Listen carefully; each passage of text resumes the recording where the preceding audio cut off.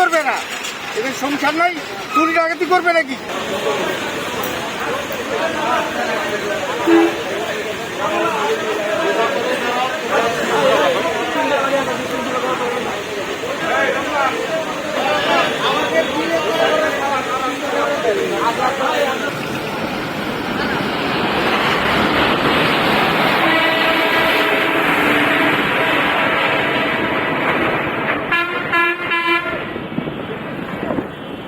তেল দেওয়া শুরু হয়েছে 300 টাকা থেকে 500 টাকা পর্যন্ত শুরু করছে।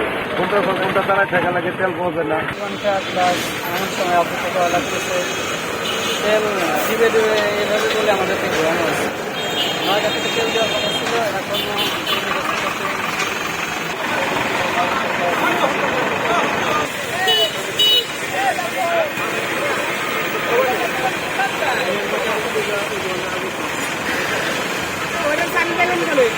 অসংখ্য গাড়ি ঘুরে যাচ্ছে, মানুষের দুর্ভোগ বাড়ছে। কালকে রাত্রে 9:30টার সময় কিছু লোকের তেল দিলে আজকে সকালে দীর্ঘ 2 ঘন্টা অপেক্ষায় রয়েছি তেল নেওয়ার জন্য।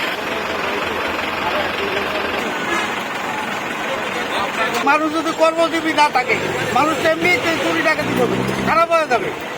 তেল কি এই সিন্ডিকেটের ব্যবসা ছাড়া যারা, সিন্ডিকেটের ব্যবসা তো ছাড়া যায়। বাংলাদেশে পেট্রোল অকটেন বাংলাদেশের থেকে বাইরে যায়, আর ডিজেল আসে, ডিজেল পাওয়া যায়, অকটেন পেট্রোল পাওয়া যায় না। এই মানুষ কি করবে না?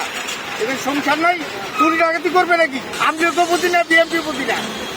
এই সিন্ডিকেটের ব্যবসা, সিন্ডিকেটের ব্যবসা ছাড়ো, জনগণকে ভালোবাসা শেখো, জনগণকে ভালোবাসা শেখো, রাষ্ট্রপতি হতে পারবে, দীর্ঘজীবী হতে পারবে।